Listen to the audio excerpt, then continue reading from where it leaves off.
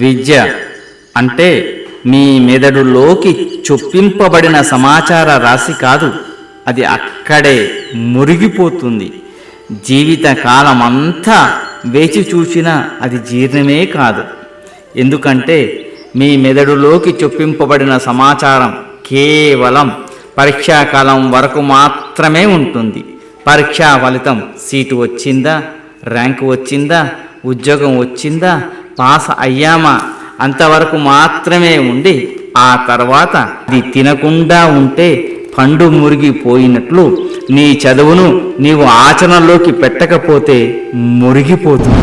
మనం చదువుకున్నటువంటి సాంఘిక శాస్త్రంలో ఎందరో రాజులు రాజ్యాల కోసం యుద్ధాలు చేసి యుద్ధరంగంలో ఓటమి పాలైపోయి ఆ ఓటమిని దిగమింగుకొని తిరిగి తన రాజ్యాన్ని ఎలా పొందాలి అన్నటువంటి కాంక్ష చేత ప్రయత్నించి ఆ ప్రయత్నంలో ఎన్నో కష్ట నష్టాలకు వచ్చి చిట్ట చివరికి తన రాజ్యాన్ని తను పొందినటువంటి ఎందరో మహానుభావుల గురించి మనం తెలుసుకున్నాం. కానీ మన జీవితంలో వచ్చిన చిన్న సమస్యకు మనం మన జీవితాన్ని త్యాగం చేస్తున్నాం.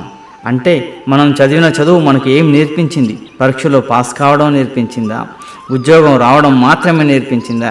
ర్యాంకులు రావడం మాత్రమే నేర్పించిందా? సీటు రావడం మాత్రమే నేర్పించిందా?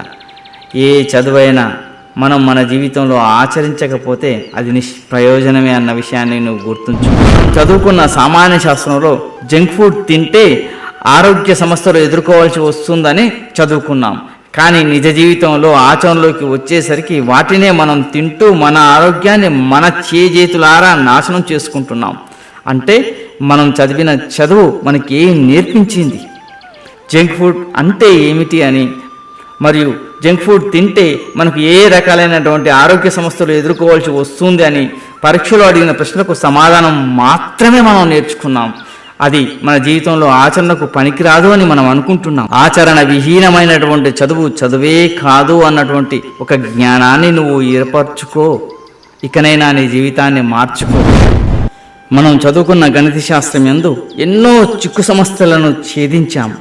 కానీ నిజ జీవితంలో చిక్కు సమస్యలను ఛేదించలేక మన తనువును చాలిస్తున్నాం. జీవితంలో గుణకార భాగాహారాల్లాగా కష్టసుఖాలు ఉంటాయని, కూడికలు తీసివేతల్లాగా చావు పుట్టుకలు ఉంటాయని మనం అర్థం చేసుకోలేక ఒకరు మరణిస్తే వారితో పాటు మనము మరణిస్తూ ఉన్నాం. అటువంటి వారు ఎందరో ఉన్నారు. అంటే మనం చదివిన చదువు మనకేం నేర్పించింది? గణితంలో చిక్కు సమస్యలను ఛేదించి పరీక్షల్లో మార్కులను సంపాదించడం మాత్రమే నేర్పించిందా?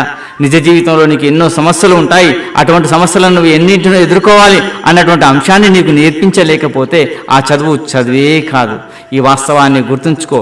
జీవితం అంటే ఎన్నో కష్టసుఖాలు, ఎన్నో కష్ట నష్టాలు ఉంటాయి. వాటన్నింటినీ ఛేదించడమే జీవితం అని ఈ చదువును నువ్వు నేర్చుకోవడం ప్రారంభించిన నాడే నీ జీవితం ఆరోగ్యంగా ఉంటుంది, ఆనందంగా ఉంటుంది, ప్రశాంతంగా ఉంటుంది అన్న సత్యాన్ని నువ్వు గుర్తించు.